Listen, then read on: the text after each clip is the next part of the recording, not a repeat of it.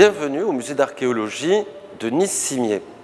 Ce musée d'archéologie se trouve sur le haut de la colline de Cimiez et il est entouré d'un grand site archéologique qui correspond à trois ensembles thermaux de la ville de Quéménéloum. Alors, quelle était cette ville de Quéménéloum?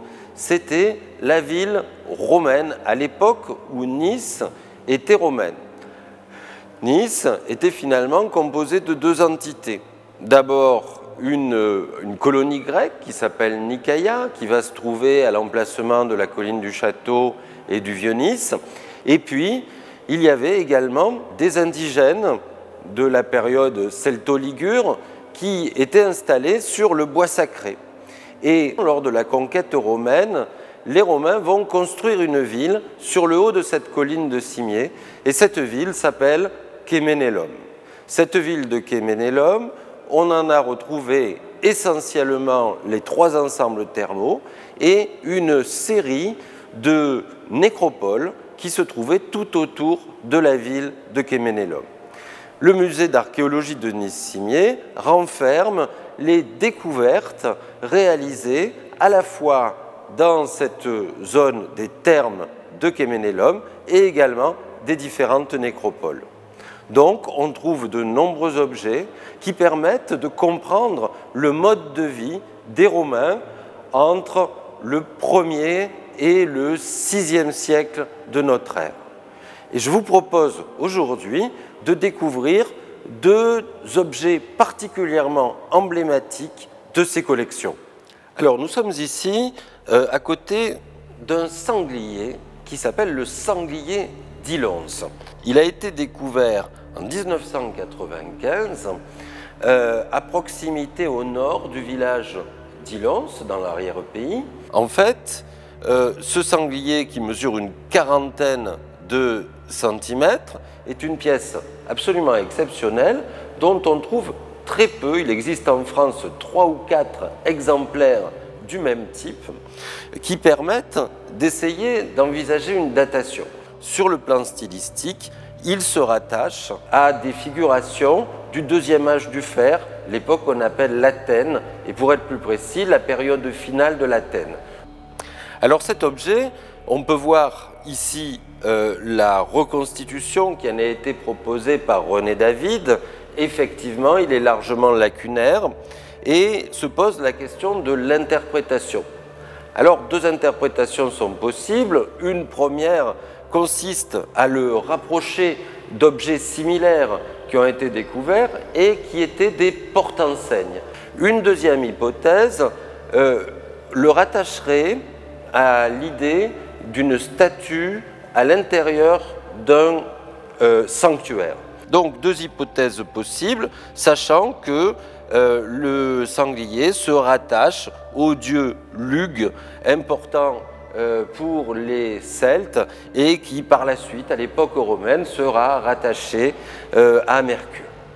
Dans tous les cas, une pièce exceptionnelle du musée et un objet qui constitue cependant un mystère. Donc nous sommes ici devant une des pièces maîtresses du musée d'archéologie de Nice-Cimiez avec une stèle funéraire en forme de porte de tombeau en calcaire de la Turbie.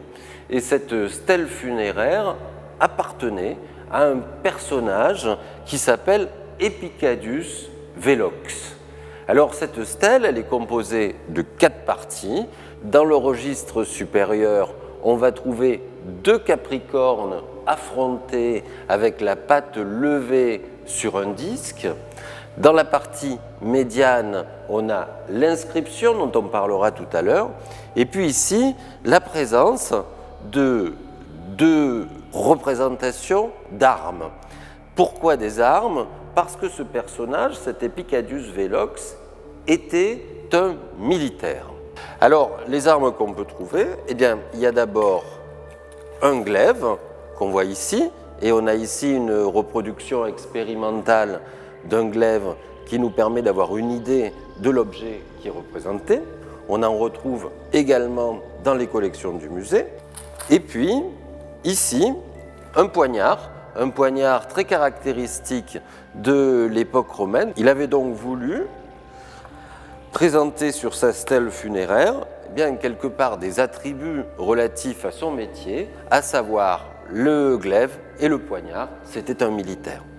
On va retrouver également des phallaires qui sont en fait des disques qui étaient cousus sur les habits des militaires, et ces phallaires qu'on leur donnait lors d'actes de bravoure particuliers ou en souvenir d'une commémoration spécifique, un petit peu aujourd'hui comme on donne des médailles aux militaires.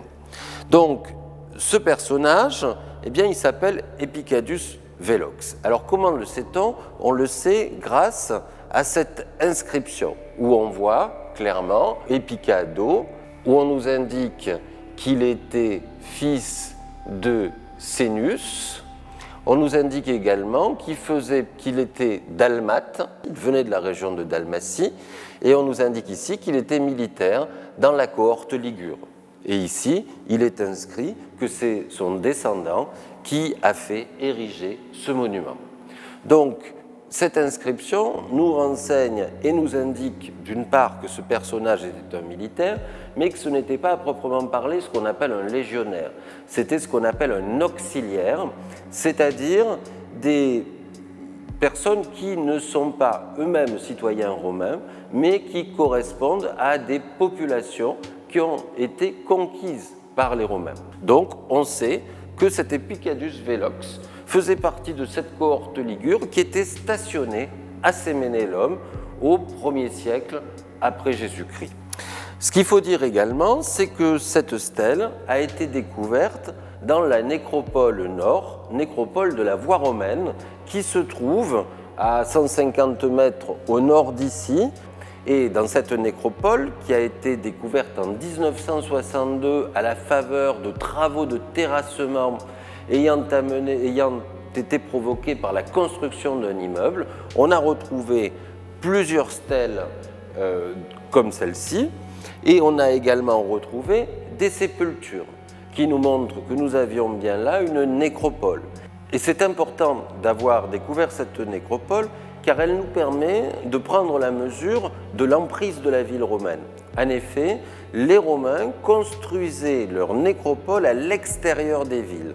Donc la présence de cette nécropole au niveau de l'avenue du monastère nous permet de voir que nous avons ici la fin de la ville romaine.